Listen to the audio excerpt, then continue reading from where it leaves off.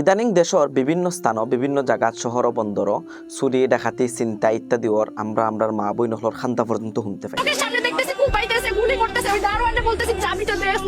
এই সময়ে এখন আমরা সতর্কতা একটু থাকা দরকার, সতর্ক হওয়া দরকার।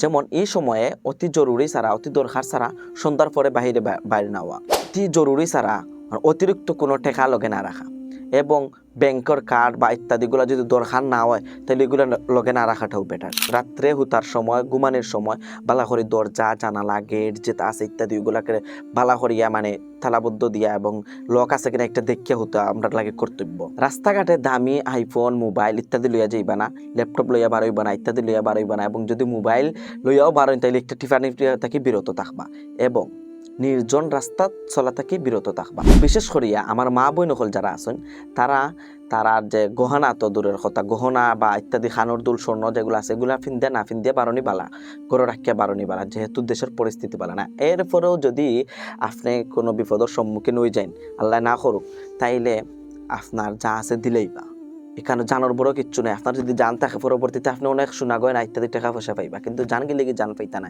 কারণ আমরা ইতিপূর্বে দেখছি। এবং মানুষ টাকাটাকে করবা না, মানুষ টাকাটাকে করিয়া দেখছেন কোনো ফায়দা হয় না।